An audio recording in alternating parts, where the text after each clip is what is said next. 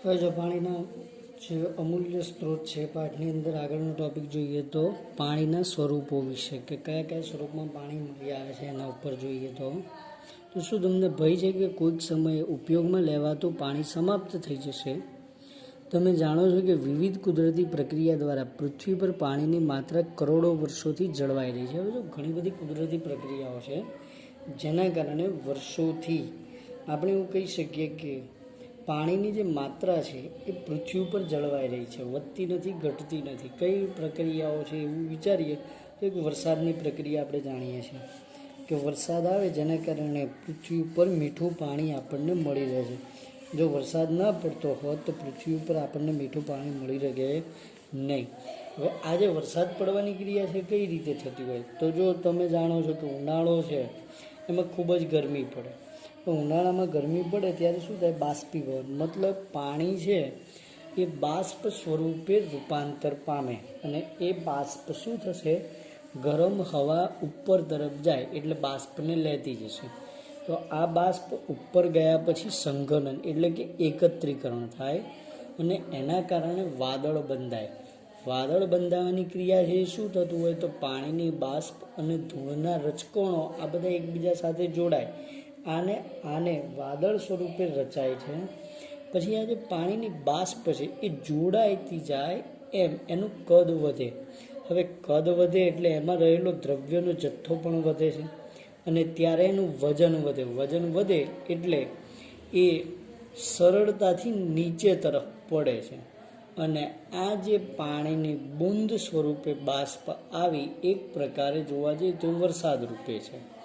તો આમ વરસાદ આવવો, બરાબર. બીજી પ્રક્રિયા આપણે વિચારીએ તો હિમ પ્રદેશ જે છે, ધ્રુવ પ્રદેશો, બરાબર, જે બરફ ધરાવે છે ઘન અવસ્થામાં, આ બરફ ઓગળે જેના કારણે નદીઓમાં પાણી આવે. જેમ કે હિમાલયમાંથી ગંગાની અંદર આવતું પાણી, તો એ પણ એક પ્રકારે બરફના ઓગળવાને કારણે આવે છે. આ કુદરતી પ્રક્રિયા કહેવાય, જ્યાં કૃત્રિમ ન કહી શકાય, એટલે કે માનવ સર્જિત પ્રક્રિયા નથી પરંતુ કુદરત દ્વારા સ્વયં સંચાલિત પ્રક્રિયા કહેવાય. અને એનાથી આગળ જોઈએ તો આ બધી પ્રક્રિયાઓ જળચક્રનું નિર્માણ કરે. તમે ધોરણ 6માં જળચક્રના વિષયમાં અભ્યાસ કર્યો.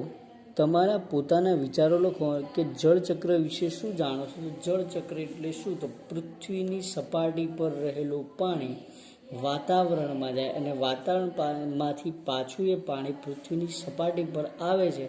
આમ એક ચક્ર પૂર્ણ કરે અને જળચક્ર કહેવાય. તો તમે જાણો છો કે જળચક્ર દ્વારા પરિવહન પામતું પાણી 3 સ્વરૂપો જેવા કે ઘન, પ્રવાહી અને વાયુમાંથી કોઈ એક સ્વરૂપમાં પૃથ્વી પર ક્યાંક જોવા મળે છે. તો ઘન સ્વરૂપ જે છે એ પાણી જે છે એ બરફ સ્વરૂપે ધ્રુવ પ્રદેશો પર જોવા મળે, જ્યાં તમે જોઈ શકો છો સફેદ રીંછ, પેંગ્વિન, આ બધા પ્રાણીઓ રહે છે, બરાબર. એનાથી આગળ જોઈએ તો બરફથી ઢંકાયેલ પર્વતો અને હિમ નદીઓ જોવા મળે છે. ત્યાર પછી પ્રવાહી સ્વરૂપમાં પાણી મહાસાગરો, ઝરણાઓ, નદીઓ અને ભૂતલ, બરાબર. ભૂતલની અંદર જે છે મતલબ કે જમીનની સપાટી પર જોવા મળે અને જે જમીનની સપાટી મતલબ પાણીની જે જમીન હોય એમાં પાણી ઊંડે ઉતરે ત્યારે એમાં સંગ્રહાય. વાયુ સ્વરૂપમાં પાણી આપણી આસપાસના વાતાવરણમાં પાણીની વરાળ સ્વરૂપે હોય છે. પાણી તેના આ 3 સ્વરૂપમાં સતત ચક્રીય પરિવર્તન પામતું રહે. ચક્રીય પરિવર્તન પામવું મતલબ આ 3 સ્વરૂપમાં ફરતું રહે છે. કેવી રીતે ફર્યું હવે જો અહીંયા ધ્યાન આપો તો આપણે ચલો એક ઉદાહરણ એવું લઈએ છીએ કે કોઈ એક તળાવ છે અને ઉનાળાની અંદર એ ગરમીને કારણે બાષ્પીભવન પામી અને પ્રવાહી સ્વરૂપે રહેલું પાણી વાયુ સ્વરૂપે બાષ્પમાં રૂપાંતર પામે છે. આ બાષ્પમાં રૂપાંતર પામતું પાણી હવામાં ઉપર તો ચડે પરંતુ હવા ત્યારે પણ ગતિમાન હોય, કારણ કે પવન હોય. તો પવનને કારણે ગતિમાન હવા એ બાષ્પને એક જગ્યાએથી બીજી જગ્યાએ પણ લઈ જાય છે. હવે એવું માની લઈએ કે એ બાષ્પ કોઈ ઠંડા પ્રદેશમાં જાય તો સંઘનન દરમિયાન જ્યારે એ એકત્રીકરણ પામે એટલે કે એકઠી થાય છે બાષ્પ, ત્યારે જો ઠંડા પ્રદેશમાં હશે તો એ એટલી ઠંડી બની જાય કે એ બાષ્પ વાયુ સ્વરૂપમાંથી સીધી ઘન અવસ્થામાં મતલબ બરફ સ્વરૂપે, અને પછી એ જ્યારે નીચે આવે ત્યારે આપણે એને હિમવર્ષા કહીએ. તો આપણે જાણીએ છીએ કે ઉત્તર ભારતના કેટલાક પ્રદેશ એવા છે જ્યાં હિમવર્ષા જોવા મળે છે. તો આ જે હિમવર્ષા છે એવી રીતે ગણી શકાય, જે ઘન અવસ્થામાં બરફ સ્વરૂપે પાણી પાછું આવ્યું. એ સિવાયની બીજી અવસ્થાની વાત કરીએ તો માની લઈએ કે એ જ પાણી સ્વરૂપે રહેલી બાષ્પ હવામાં વાયુ સ્વરૂપે ફેરવાય અને પછી આ બાષ્પ જમીન પર વરસાદ સ્વરૂપે પડે છે, તો પાણી રૂપે જ પડશે એટલે પ્રવાહી અવસ્થામાં જ પાછું આવશે, અને વાયુ અવસ્થામાં તો એ રૂપાંતર પામી જ હતી. એવી જ રીતે હિમવર્ષા સ્વરૂપે એકઠું થયેલો બરફ અથવા જે પણ ધ્રુવ પ્રદેશો છે ત્યાં રહેલો ઘન અવસ્થામાં બરફ પીગળે ત્યારે પાણીમાં આવે છે, એટલે કે પ્રવાહી સ્વરૂપમાં રૂપાંતર પામે.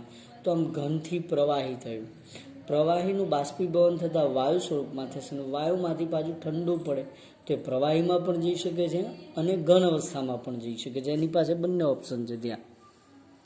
તો ત્યાર પછી જેના દ્વારા પૃથ્વી પર પાણીનો કુલ જથ્થો અચળ રહે છે, એટલે એમાં ફેરફાર થાય નહીં, જેટલો જથ્થો છે એટલો ને એટલો જ રહે છે. સમસ્ત વિશ્વ પાણીનો ઉપયોગ કરે છે છતાં પણ પાણી અચળ રહે છે. તો આપણે બધા જ ગમે એટલો પાણીનો ઉપયોગ કરીશું છતાં પાણીના જથ્થામાં કોઈ ફેરફાર ન થાય, પરંતુ પ્રદૂષણ વધવાને કારણે ઉપયોગમાં લેવાલાયક પાણી છે એની માત્રા ઘટતી જાય છે, જેના કારણે આપણે જે મીઠા પાણીનો ઉપયોગ કરીએ છીએ એનો સ્ત્રોત ઘટી રહ્યો છે. તો પ્રવૃત્તિ નંબર 16.3 એક આપેલી તમને કે આકૃતિમાં 16.5માં જલચક્ર સાથે સંકળાયેલ પ્રક્રિયા સંખ્યાઓ દ્વારા ચિહ્નિત કરવામાં આવેલા છે. આ સંખ્યાની મદદથી પ્રક્રિયા માટેના શબ્દો અસ્તવ્યસ્ત લખેલા છે તેને યોગ્ય રીતે ગોઠવી પ્રક્રિયાનો સાચો શબ્દ લખો. અને મોટાભાગના શહેરો અને નગરોમાં પોતાની જળ પ્રાપ્યતાની વ્યવસ્થા હોય છે, જે નાગરિક સમૂહો દ્વારા સંચાલિત હોય, અને પાણી આજુબાજુના સરોવર, નદીઓ, તળાવ અથવા કૂવામાંથી લાવવામાં. હવે જો પહેલાં તો આ શબ્દ જોઈ લઈએ. તો પહેલું જે છે બરાબર એ જોવા જઈએ તો બીજ પછી એવું લખ્યું છે ભૂયમી, તો ભૂમિય બીજ. ત્યાર પછી બાષ્પીભવન, પછી સંઘનન, વાદળ, ઉત્સ્વેદન, પછી આવે અંતઃસ્ત્રવણ, અને છેલ્લે આવશે અવક્ષેપન. આ એના ભાગ પડે. તો આગળ જોઈએ તો જે નાગરિક સમૂહ આપણા ઘરે પણ આપણે જાણીએ છીએ કે જે પાણી આવે છે એની વ્યવસ્થા ક્યાંક ને ક્યાંક થયેલી હોય, જેમ કે નગરપાલિકા. તો આના માટે એક વ્યવસ્થા કરવામાં આવે છે. તમારે પાણી લેવા માટે એક જગ્યાએથી બીજી જગ્યાએ જવું પડતું નથી. તો જરૂરી જગ્યાએ પાણીની પૂર્તિ પાઇપ દ્વારા કરવામાં આવે છે. સામાન્ય રીતે ગામડામાં પાણીની પૂર્તિ આવી રીતે નથી થતી. ત્યાં લોકો પોતાના ઉપયોગ માટે પાણીને સીધા સ્ત્રોત પરથી જ પ્રાપ્ત કરે છે. મુખ્યત્વે મહિલાઓ અને બાળકોને પાણી મેળવવા માટે તેના સ્ત્રોત સુધી કેટલાક કિલોમીટર દૂર ચાલીને જવું પડે છે. તમને ચિત્રમાં દર્શાવવામાં આવ્યું છે પાણી લઈને આવતી મહિલા. તો આમ એક જગ્યાએથી બીજી જગ્યાએ પાણી લેવા માટે જવું પડતું હોય. બાળકો માટે આ ખૂબ જ પીડાદાયક છે. આવા બાળકો નિયમિત રીતે શાળાએ જઈ શકતા નથી, કારણ કે તેઓને સ્ત્રોત પરથી પાણી લાવવામાં ખૂબ જ સમય નીકળી જાય. હવે જો આવું માત્ર અહીંયા નહીં પરંતુ આખા વિશ્વમાં ઘણી બધી જગ્યા એવી છે જ્યાં પીવાલાયક ચોખ્ખું પાણી હોતું નથી. તો એના કારણે એ લોકોએ ઘણો પરિશ્રમ કરવો પડતો હોય, અથવા એવું પણ બને કે જ્યાંથી પાણી લાવે છે એ પણ પીવા લાયક ના હોય, છતાં પણ પીવું પડતું હોય. અને આ બધું જ પ્રદૂષણને કારણે થયું છે. તો મહિલાઓને અનેક ઘરેલું કાર્ય કરવા પડે છે. જો તેઓને પાણી પણ ભરીને લાવવું પડે તો તેઓના કામનો ભાર વધી જાય છે. આપણી જનસંખ્યાનો એક મોટો ભાગ પોતાના ઉપયોગ માટે પાણી કૂવા, બોર, હેન્ડપંપ વગેરેમાંથી પ્રાપ્ત કરે છે. આ સ્ત્રોતો પાણીને ક્યાંથી પ્રાપ્ત કરે? તો જો કૂવો છે, બોર છે, આ બધું જ. કૂવો એટલે શું? તો કૂવો એક પ્રકારે જળ સંગ્રહ સ્થાન કહી શકાય કે જે વરસાદનું પાણી એકત્ર કરશે અને પછી આપણે જ્યારે જરૂર પડે ત્યારે એનો ઉપયોગ કરી શકીએ છીએ. બોર એટલે શું? તો પૃથ્વીના પેટાળમાં એક એવો પોલો ભાગ હોય જેમાં કંઈ ના રહ્યું હોય, એ ભાગમાં પાણી અંતઃસ્ત્રવણ એટલે કે વરસાદનું પાણી ધીમે ધીમે ધીમે નીચે ઉતરે અને એ જગ્યાએ પાણી ભરાતું જાય. અને આ પાણી ભરાવાને કારણે એક પ્રકારે એમ કહી શકાય કે જળ સંગ્રહ છે, તો એનો ઉપયોગ કરી શકીએ. અને હેન્ડપંપ છે એ પણ ભૂગર્ભ જળ એટલે કે જે ભૂમિય જળ છે તે જ ઉપયોગમાં લેવાતું હોય. ત્યાર પછી પાણીનો એક મહત્વપૂર્ણ સ્ત્રોત છે ભૂમિજળ. તો જો આપણે કોઈ જળાશયની નજીક જમીનમાં ખાડો ખોદીએ તો ત્યાંની જમીન આપણને ભેજયુક્ત લાગે. જમીનમાં ભેજ તે જમીનમાં રહેલા પાણીને નિર્દેશિત કરે છે. જો ભેજ વધારે છે તો પાણીની માત્રા વધારે છે, ભેજ ઓછો છે તો પાણીની માત્રા ઓછી છે, એવું કહી શકાય. જો આપણે હજુ વધારે ઊંડે સુધી ખાડો ખોદતા જઈએ તો આપણે એ સ્તર સુધી પહોંચી જઈએ છીએ જ્યાં જમીનના કણો વચ્ચે અવકાશ તથા ખડકો વચ્ચેનો અવકાશ પાણીથી ભરાયેલો છે.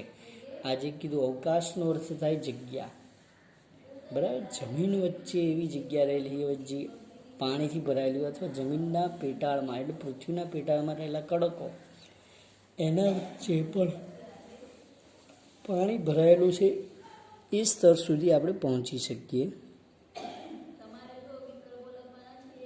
આ સંગ્રહાયેલા પાણીના ઉપરના સ્તરને ભૂમિય જળ સ્તર કહેવાય છે. જુદા જુદા સ્થાને ભૂમિય જળ સ્તર જુદું જુદું હોય છે અને કોઈ નિશ્ચિત સ્થાન પર બદલાયેલું જોવા મળે છે. ભૂમિય જળ સ્તર 1 મીટરથી પણ ઓછી ઊંડાઈએ અથવા જમીનમાં અનેક મીટર સુધીની ઊંડાઈએ હોઈ શકે. હવે એવા સંગ્રહ સ્થાન કઈ જગ્યાએ હોય એવું ચોક્કસ રૂપે આપણે ના કહી શકીએ, કે પૃથ્વીના પેટાળને આપણે ઉપરથી જોઈ શકતા નથી.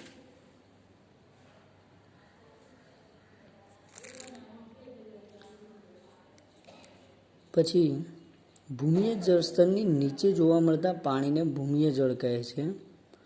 આ ભૂમિય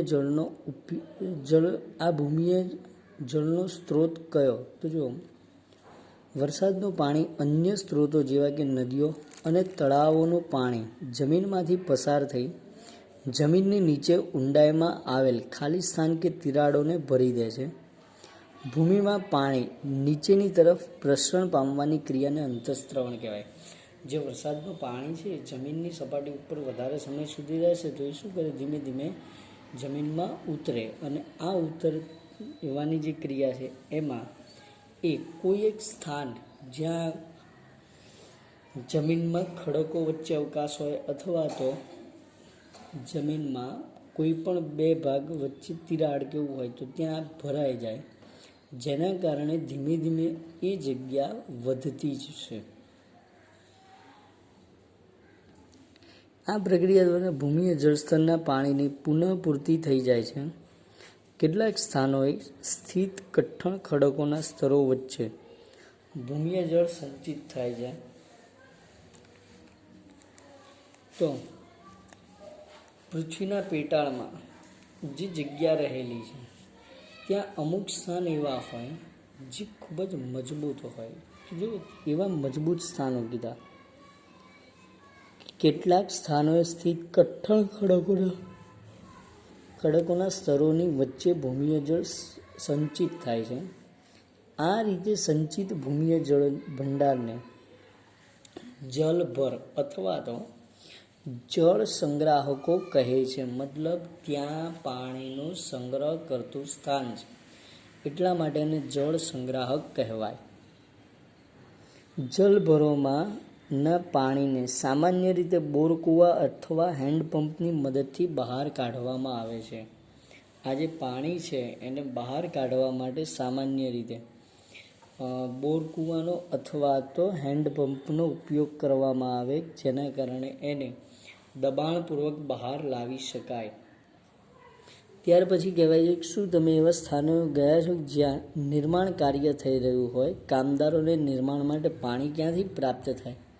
તો તમે કદાચ જોયું હશે કે તેવા સ્થાનો પર ભૂમિય જળસ્તર સુધી પહોંચવા માટે બોરિંગ કરવામાં આવે છે. બોરિંગ કરવું એટલે શું?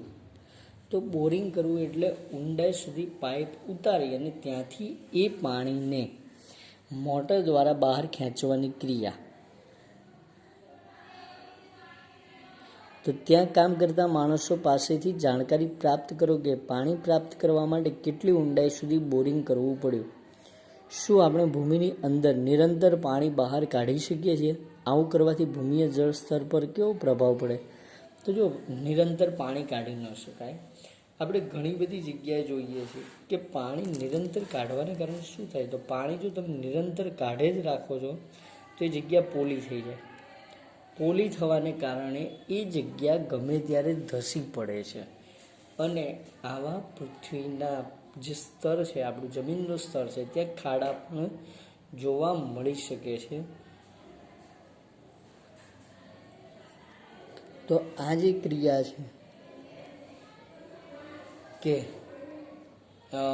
જળ સ્તરમાં ઘટાડો, અને હવે જો આગળનો ટોપિક જે છે જળ સ્તરમાં ઘટાડો એ નેક્સ્ટ ટાઈમ લઈશું, પરંતુ એ સિવાય પણ એક આ જે પોઈન્ટ છે એના ઉપર કહી દઉં કે નિરંતર પાણી કાઢવામાં આવે તો કઈ પ્રક્રિયા થઈ શકે. તો જો નિરંતર પાણી કાઢીએ છીએ, તમે એવું વિચારી લો ખાલી કે આપણે જ્યાં બેઠા છીએ એની નીચે, પૃથ્વીના સ્તરની નીચે, પડની નીચે કોઈ પાણીનો મોટો કૂવો હોય અથવા ભરેલો એવો ભાગ છે.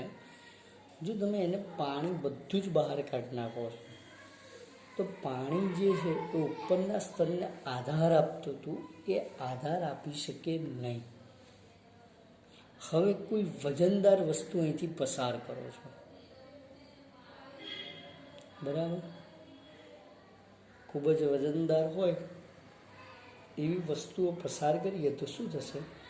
એ પૃથ્વીનું ઉપરનું સ્તર, જે જમીનનો પોપડો કહી શકીએ, એ શક્ય છે કે એ વજન સહન કરી શકે નહીં, અને આધાર ન હોવાથી એ ભાગ જમીનમાં અંદર ધસી પડે, અને આ જે અંદર જતો રહેશે ભાગ, તો એના કારણે આ જે અંદરનું પોલાણ છે, બરાબર, એ જોવા મળે આપણને. અને આવું ખાસ કરીને મોટા શહેરોમાં અત્યારે જોવા મળતું હોય તમને. અને જ્યારે પણ ચોમાસાની સિઝન આવે ત્યારે તમે જાણો છો કે સમાચારમાં તમે સાંભળો છો કે આ શહેરમાં ભૂવો પડ્યો. ભૂવો પડવાનો અર્થ જ એ થાય કે જમીનનું ઉપરનું સ્તર છે એમાં નીચે ધસી પડવું. આ જે ક્રિયા છે એને ભૂવો પડવાની ક્રિયા કહેવાય. તો એ ક્રિયા સર્જાય શા માટે? તો પૃથ્વીના ઉપરના સ્તરમાં રહેલું પાણી જે છે, પાણી આપણે ઘણી બધી ક્રિયાઓ માટે કાઢી નાખ્યું છે, જેના કારણે પૃથ્વીનું ઉપરનું સ્તર જે છે, ઉપરનો પોપડો જે ભાગ કહેવાય, ખૂબ જ નરમ બની ગયો છે અને એને નીચે આધાર નથી. આના કારણે આપણે એની સપાટી ઉપર જ્યારે વજન વધારીશું, એ વજન વધવાને કારણે આ ભાગ નીચે દબાઈ જશે અને આવા મોટા ખાડા પડશે, જેને આપણે ભૂવો પડવાની ક્રિયા કહેવાય. આ સામાન્ય રીતે જળ સ્તરમાં થતા ઘટાડા અથવા તો ભૂમિય જળનો નિરંતર ઉપયોગ કરવાને કારણે જે અસરો સર્જાય છે એનો જ ભાગ ગણી શકાય. તો આજે આટલા સુધી રાખીએ છીએ. હવે જે પોઈન્ટ છે કે ભૂમિએ જળ સ્તરનો ઘટાડો નેક્સ્ટ ટાઈમ લઈશું.